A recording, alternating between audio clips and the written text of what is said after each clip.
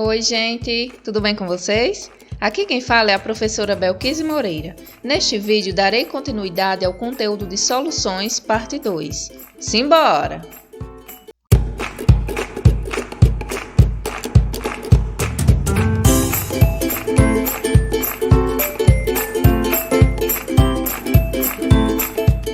Nesta aula sobre soluções, parte 2, irei abordar as seguintes pautas: solubilidade, coeficiente de solubilidade, classificação das soluções em função do coeficiente de solubilidade e mostrarei algumas das referências utilizadas. Pois bem, a solubilidade é uma propriedade física, que é determinada de forma experimental, que avalia a capacidade que uma substância tem de se dissolver em outras.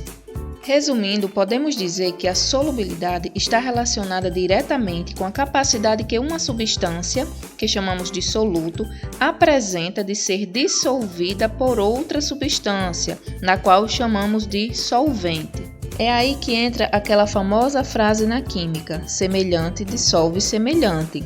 Para que uma substância ela se dissolva na outra, é preciso que elas tenham uma afinidade química. Por isso que elas precisam ter, de certa forma, alguma semelhança. Dentre essas semelhanças está a polaridade das moléculas. Então, quando falamos em polaridade, nós podemos dizer que substâncias polares, elas tendem a dissolver substâncias polares. E substâncias apolares, elas tendem a dissolver substâncias apolares, ou seja, semelhante dissolve semelhante. Por exemplo, a água e o álcool, elas apresentam algumas características semelhantes, dentre elas a sua polaridade. Ambas são moléculas polares, por isso que elas se misturam. Já a água e o óleo são substâncias que apresentam polaridades diferentes, ou seja, não apresentam semelhanças, então não vão se misturar, não vão se dissolver. Então, por isso que quando juntamos água e óleo em um recipiente, eles não se misturam. Quanto à solubilidade, os solutos podem ser classificados das seguintes formas: em solúveis, pouco solúveis e insolúveis. Os solutos classificados como solúveis são aqueles que se dissolvem completamente no solvente. Por exemplo, quando você tem a solução formada por água e sal, onde o soluto é o sal e o solvente é a água. O sal ele vai se dissolver completamente na água. Os solutos classificados como pouco solúveis são aqueles que apresentam certas dificuldades de se dissolver no solvente. Por exemplo, quando temos uma solução formada por água e hidróxido de cálcio, o soluto, no caso o hidróxido de cálcio, ele apresenta certas dificuldades de se dissolver na água. E aí, por isso, é classificado como pouco solúvel.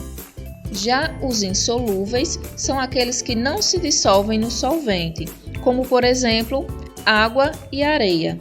Quando você tem essa mistura, nós não podemos considerar uma solução. Por quê? Para ser uma solução, tem que apresentar apenas uma única fase. E quando você tem o soluto areia junto com a água, eles irão apresentar mais de uma fase. Então, por isso que é considerado uma mistura heterogênea. Podemos dizer que a solubilidade está associada ao preparo de soluções, já que para obtermos uma solução é fundamental que o soluto utilizado nessa solução ele seja solúvel no solvente, para aí sim termos de fato uma mistura homogênea. O coeficiente de solubilidade ele consiste na quantidade necessária do soluto para formar, com o solvente, uma solução saturada em determinadas condições de temperatura e pressão. Podemos dizer que na prática o coeficiente de solubilidade seria uma quantidade, certo? Um valor máximo de soluto que se consegue dissolver em um volume fixo de solvente sob uma temperatura constante. Então, dentro dessa situação, nós podemos dizer que a temperatura ela interfere diretamente na solubilidade. Vejamos aqui alguns exemplos de valores de coeficiente de solubilidade para algumas substâncias em água a 0 graus Celsius. Então, nessas condições, o coeficiente de solubilidade, por exemplo, para o cloreto de sódio é de 357 gramas por litro, ou seja, é possível dissolver 357 gramas de cloreto de sódio em 1 litro de água a 0 graus Celsius.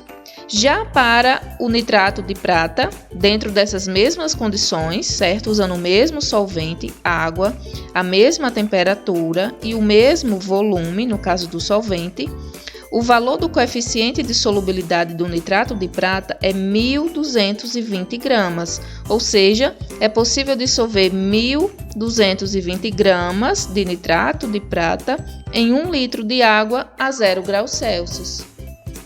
Em função da quantidade de soluto, as soluções podem ser classificadas em insaturadas, saturadas e supersaturadas.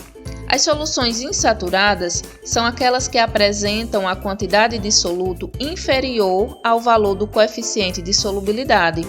Já as soluções saturadas são aquelas que possuem a quantidade de soluto igual ao coeficiente de solubilidade. E as supersaturadas são aquelas que possuem a quantidade de soluto superior ao coeficiente de solubilidade. Então, sempre a quantidade de soluto está relacionada com o coeficiente de solubilidade, para fazer então essa classificação das soluções. Essa classificação pode ser representada esquematicamente do seguinte modo. Como podemos observar aí na foto, conforme aumenta a massa de soluto em quantidade fixa de solvente, vai apresentando uma classificação diferente. Como nós vimos, as soluções insaturadas ou não saturadas são aquelas que possuem o valor, a quantidade de soluto menor que o coeficiente de solubilidade. Nesse caso, são soluções estáveis. As soluções saturadas são aquelas que apresentam a quantidade de soluto igual ao coeficiente de solubilidade e também são consideradas soluções estáveis. Já as supersaturadas são aquelas que o soluto ultrapassa o valor limite do coeficiente de solubilidade e aí, devido a essa ultrapassagem do limite, elas são consideradas soluções instáveis, que a qualquer momento ou qualquer interferência, esse tipo de solução pode formar um corpo de fundo, ou também chamado de precipitado. Então, pessoal, essa foi a nossa aula, parte 2, sobre soluções, e para a produção dela eu usei as seguintes referências. Goodbye, galera! Até o próximo vídeo! E espero que este tenha te ajudado de alguma forma. E não deixe de seguir este canal e nem as nossas páginas no Facebook e Instagram.